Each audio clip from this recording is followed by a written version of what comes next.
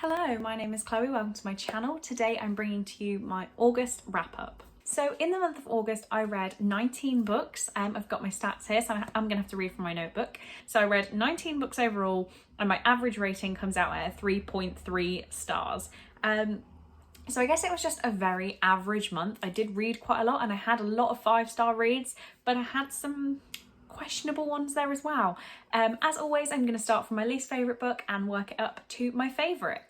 Annoyingly, for editing me, I have unhauled these books if I don't like them, and I've unhauled some books I like. Actually, I'll get to the reasons as I go, but that means a lot of editing because I don't have the books with me now. So my least favourite book of the month was The Outcrowd by Michael Kirby. I feel very bad about this. It was a NetGalley arc. I believe it was the author's debut and it was shockingly bad. So I gave this 1 star. This is all about a group of kids at school who are in the out crowd, not the in crowd. And the in crowd has decided to get rid of toxic behaviour from the school. And it's so stupid. I don't really want to talk about it anymore. It just was bad and I had a painful time reading it. So the second 1-star book I read was The Wayward Girls by Amanda Mason. I believe this is a pretty unpopular opinion, but hey ho. So I got this as an arc on NetGalley way back when, and I DNF'd it, at about 50% of the way through. I hated it, couldn't stand it. And I saw an audiobook for it through my library, so I thought, well, I'll give it another go. Maybe it was just reading it on my Kindle that I didn't like. Let's try the audiobook.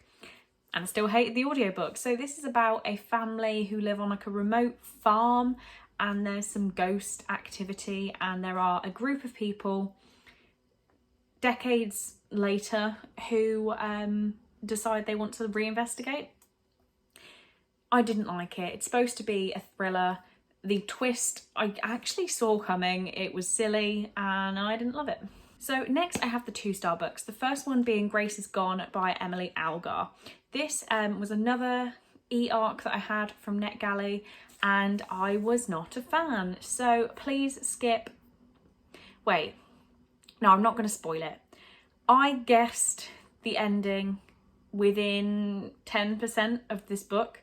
I knew exactly what was going on and I really wanted to be proved wrong and I wasn't. So this is about a girl who has a specific type of muscular dystrophy. She's in a wheelchair.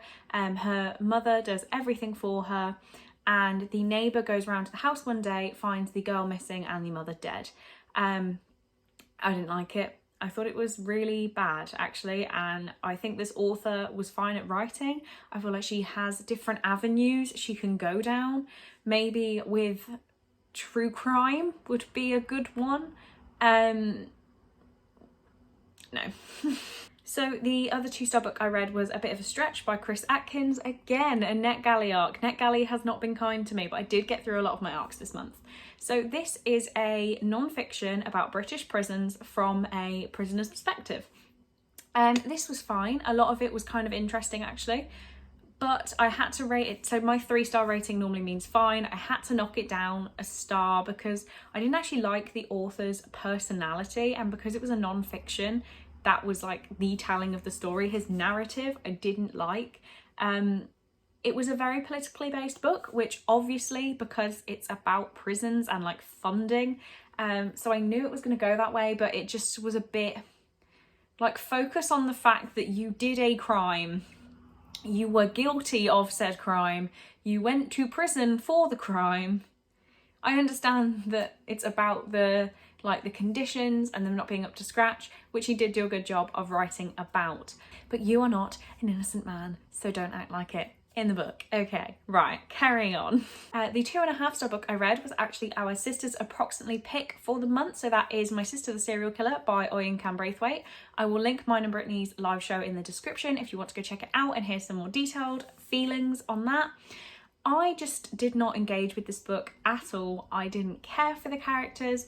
I found it very unbelievable and I didn't really enjoy it. So there was a bit of intrigue there, which is why it's a 2.5, not a 2, but I didn't like it, and I won't talk more about it because we did do a whole live show and we struggled to get enough thoughts for that, so I will direct you to that live show. Then the 3-star books, there are a lot, one of which I still own, and that is The Disappearances by Gemma Malley. So, oh, my nails match. So this is the second book in the Killables series, which is about a dystopian London where people are labelled depending on how evil they are. So there's the labels A through D, A being the best, D being the worst, but there's also K, which nobody knows what it means, and the first book is called Killables, so you can guess.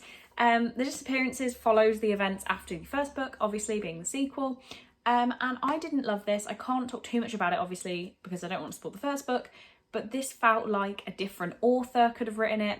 It felt like it was about a different set of characters. It felt like it was about a different dystopian world. It just felt very disconnected, but I enjoyed it in its own right, but I didn't enjoy it as a sequel to the first book, I think is how I'm going to explain it. I'm holding on to this because I have book number 3, The System, ready to read, and I am hoping that The System is a really good read because the first book was a 5-star for me, and if I enjoy the third book, I'd like to have the whole series, but I just wasn't a fan of The Disappearances. Next, I have Lyrebird by Cecilia Ahern, yeah, I'm gonna go with that, which was gifted to me by Emily from Novel Novels, so I was so grateful for that. And since reading it, I have passed it on to another member of the bookish community. I offered it up in the vlog I read it in, I think, and sent it straight on to somebody. So this is about a character called, I believe her actual name is Laura, but she gets known as Lyrebird, and she actually, I can't tell you too much about it because that spoils like the first 100 pages. She is found living in a deceased guy's property, and she imitates sounds, and it's really interesting. It's like sort of a reality show aspect of it. There's like a talent show involved, which I do normally like in books. So yeah, 3 stars. This was fine. It didn't blow me away, but it was pretty enjoyable. I enjoyed my time reading it, and the story just didn't really blow me away that much, but it was pretty good. Next, I have Ride Baby Ride by Vivian Arend, which again, 3 stars. We're still in the 3-star books. This is a redneck romance, so that is the only reason I read it. I cannot remember the characters' names for the life of me. It is a guy who falls for his friend's younger sister, and as a girl dating her friend's younger brother, that part really resonated with me a little bit. And it was just kind of cute, like the redneckery of it all, which is a word, I don't even know if I've just made that up, was really interesting. I found it funny. It was smutty. It was dramatic and smutty and sort of cute at the same time, which is why it managed to get 3 stars. It wasn't anything mind-blowing, but I would suggest it if you'd like a quick and easy fun read. Similarly, with The Summer of '98 by Tay Murley, this was another NetGalley arc that I gave 3 stars. This is apparently a prequel to another book. Why can I prequel? I struggle with that word. And this is about, again, I could not tell you the characters' names. I'm always bad at that. People who watch all my videos will know that. I don't remember names. So it's about 2 people who weirdly get in a long distance relationship. Like, we had the redneck book, the long distance relationship. It's all me. I loved it. So this was, they get in a long distance relationship, and she has some free time in the summer, I believe, before she starts college. So she goes out to stay with this guy and his family and just like get to know his life, and it was really cute. So I gave it 3 stars on full-on cuteness. It was a little bit smutty, but it was like teen smutty, so it was like perfect. There was no fade to black in it, but there was no full description like in Ride Baby Ride. So it was like teen smut. I enjoyed it. It was a good time, and I would recommend it. Next, I read The Gravekeepers by Elizabeth Byrne. This, I don't know whether it's a 3, maybe it's like a 2.75 actually. I have unhauled it. Well, I'm waiting to unhaul it. I've listed up my Depop. If anyone's interested, go check it out. I might actually put my Depop username in the description because I keep mentioning my Depop. Not in this video, that's going to sound weird. Haven't mentioned it once in this. Anyway, moving on. We've still got loads of books to talk about. So this is about 2 girls, Athena and... I've only remembered Athena because that's Brittany's daughter's name. What is the other character called? Laurel. Who live on a cemetery, like on a house on a cemetery. And it's our normal world, but with the little added twist that when you are born you get assigned a grave, and when you're 13 you get ownership of that grave and you can go and spend time in it to like appreciate life. It was fine. I think this was like a middle between middle grade and YA, because it was a little bit like coming of age for Laurel, the younger character, and there's a bit of teen drama in Athena's story. So it was fine. It was just a bit weird, really, and I didn't like, there was a bit of a twist at the end which was a bit stupid, but 3 stars. It was fine. Maybe look more into it if you're interested in like middle grade-ish YA, like that weird divide. It was interesting, but it was a bit weird. And finally, the last 3-star book I read was Eve of Man by Tom and Giovanna Fletcher. I talked about this in one of my vlogs. All of these were read during my vlogs in August. But one thing I've noticed here is that somebody said, I cannot remember for the life of me who it was off the top of my head, that Tom Fletcher's books and Giovanna Fletcher's books individually are great, but they had trouble vibing with Eve of Man where they write together, and maybe that's it. Maybe it doesn't quite gel right. Some people really love this book, and I've heard raving things about the sequel. I think that they took too much on to accomplish in one book. So this is like a future world where humans have destroyed the planet is one part of it, and the other part of it is that women aren't born anymore. Every child that is made is a boy, and then this one girl, Eve, is made, and it's all about her like growing up and fulfilling her duty to humanity.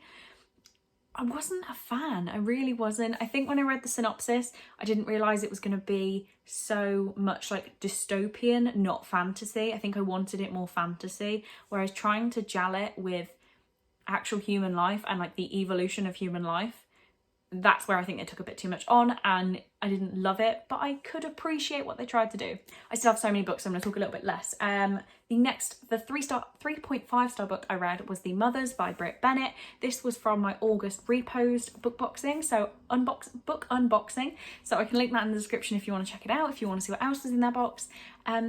This was fine. This was about a girl who had a bit of a stage as a late teenager where she went and like was sleeping with an older guy, and then she ends up getting pregnant with his baby, and his parents basically pay her off to get rid of the baby, and then this is about the evolution of the relationships between this girl, her best friend, and this guy from her past. It took me a little while to read, but I did really enjoy so everything about it was fine, but then I really enjoyed like the relationships between the characters, which is what gave it that extra 0.5 stars on top of a 3-star. I definitely recommend it. I just don't read too much literary fiction, so I think that sort of high level language that I don't encounter in YAs is where I struggled. But yes, I wasn't a massive fan, maybe just because of the language and how it was written, but I did appreciate it. It was pretty good. Okay, the 4-star book I read was P.S. I Like You by Casey West. I gave this 4 stars purely because it was cute. I can't tell you too much about it. There was a girl who starts writing letters to somebody in chemistry, and he has chemistry in a different period, and he keeps writing it back. Pretty much it. It was really cute. Casey West books are normally really cute for me. I think I normally give them 3 or 4 stars depending on the level of cuteness. This was a 4-star cute. If you want a fun and easy read, definitely check Casey West and this book in particular out. Okay, then the 4.5-star book, I think this is going to be a controversial decision that it wasn't 5 stars, is Clockwork Princess by Cassandra Clare. So this is the 3rd book in the Infernal Devices series, which is the spin-off of the Mortal Instruments series. I've been reading all of Cassandra Clare books along with Brittany, and this month was time for Clockwork Princess. So I can't tell you too much about this. If you don't know anything about Cassandra Clare's work, then I don't know what to say at this point. They're very hard to explain. But I gave this 4.5 stars. There was some level of emotion missing. And as I was reading the epilogue where everything gets wrapped up, we see a bit of the future. I could see how people would love it, but I didn't care enough about the characters. Jem is one of my favourite characters ever. He's just adorable. But I didn't care enough.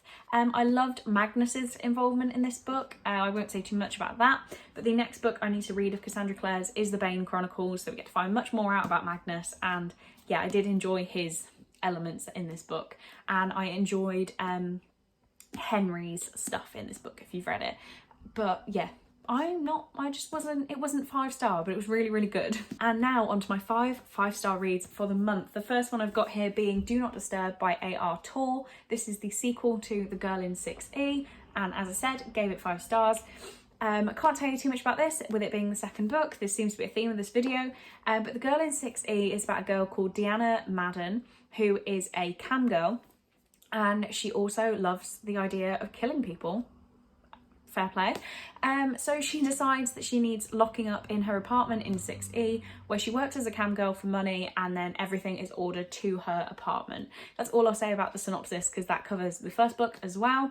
This book, different to the first, there's just a different threat on Deanna's life and the lives of those around her, but it is very similar to the first book. I think it was better than the first one.